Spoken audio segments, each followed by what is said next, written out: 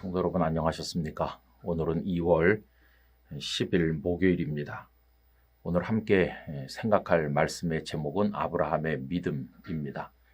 오늘 본문 말씀은 히브리서 11장 8절로 10절이 되겠습니다. 믿음으로 아브라함은 부르심을 받았을 때에 순종하여 장래의 유업으로 받을 땅에 나아갈새 갈 바를 알지 못하고 나아갔으며 믿음으로 그가 이방의 땅에 있는 것 같이 약속의 땅에 거류하여 동일한 약속을 유업으로 함께 받은 이삭 및 야곱과 더불어 장막에 거하였으니 이는 그가 하나님이 계획하시고 지으실 터가 있는 성을 바랐음이라. 아멘. 믿음은 하나님과 우리 사이에서 대단히 포괄적 개념이라고 생각합니다. 그 믿음이 표현되는 방식이 다양하다 하는 말씀이죠. 우리가 그동안에 생각했던 것을 보면 아벨은 하나님께 연락되는 제사를 드림으로써 그 믿음이 표현되었어요. 또 에녹은 하나님과 동행하는 삶을 통해서 믿음이 드러났죠. 그리고 또 믿음은 하나님께서 우리들에게 주시는 부르심이나 명령에 대한 응답의 차원에서도 나타나는데 그것은 순종으로 표현됩니다. 어제 생각했던 노아가 방주를 만들라는 말씀에 순종한 것이 그 예이죠. 홍수가 아직 임하지도 않았지만 아직 보지도 못한 미래를 위해서 노아는 순종함으로써 하나님을 향한 자신의 믿음을 표현했습니다. 여러분, 오늘 생각하고자 하는 아브라함도 그와 비슷한 면이 있다는 사실을 알게 됩니다. 어느 날 아브라함에게도 하나님의 부르심과 명령이 주어졌는데 하나님께서 보내시는 땅으로 내가 네게 지시할 땅으로 가라 하셨어요.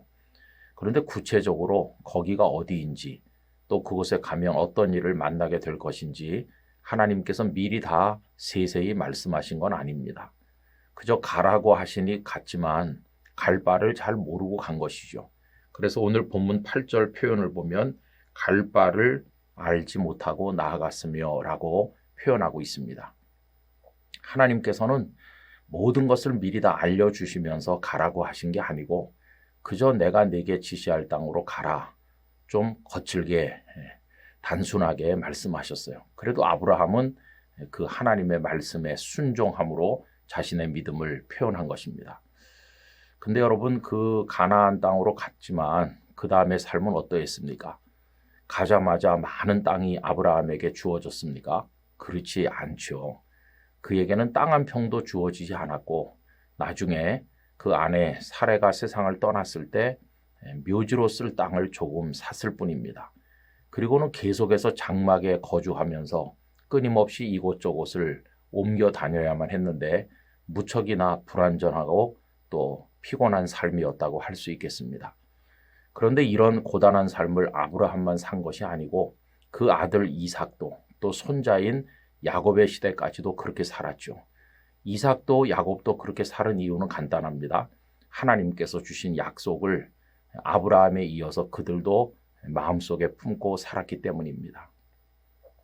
그럼 어떻게 아브라함 시대, 그 다음 이삭의 시대, 그리고 또 야곱의 시대까지 장구한 세월을 계속 장막에 거주하는 불안정한 삶의 상태로 이동하면서 견딜 수 있었을까요? 그것은 하나님께서 다 하실 것이라는 데 대한 믿음이 있었기 때문이죠. 그것을 오늘 본문 10절은 다음과 같이 말씀했습니다. 이는 그가 하나님이 계획하시고 지으실 터가 있는 성을 바랐습니다. 지금은 장막에 거주하면서 이동하는 고단한 삶을 살고 있지만 하나님께는 다 계획이 있으시고 하나님께서 세우실 터전이 있다는 사실을 그가 믿은 것입니다. 여러분, 그게 없으면 우리는 하나님의 명령을 따라 나가기가 어렵습니다. 하나님께서는 우리들에게도 영원한 천국, 우리에게 주실 가나안 땅을 약속하시면서 가라고 하시지 않습니까? 근데 주님의 나라에 이르는 그날까지 우리들도 장막에 머물렀던 아브라함처럼 대단히 고단하고 힘든 나그네로서 순례의 길을 걸어가고 있다고 하겠습니다. 그 중간에 위기를 만나기도 하고 어려운 일도 많죠. 어떤 일이 있을는지 예측하지 못하는 불안감도 있죠. 그래도 우리가 묵묵히 하루하루 주님의 나라를 향해 걸어갈 수 있는 것은 무엇 때문일까요? 하나님께서 계획하신 대로 신실하게 다 이루실 것이라고 하는 데 대한 믿음이 있기 때문입니다. 하나님은 우리를 미래로 이끄시는데 믿음 있는 자만이 그 하나님의 부르심을 따라 나아갈 수가 있는 것입니다. 최근에 우리 교회에서 부목사님들 몇 분이 담임 목회지로 옮겨가시지 않았습니까? 여러분, 담임 목사가 돼서 옮겨갈 때 마음이 어떨 것이라고 생각합니까?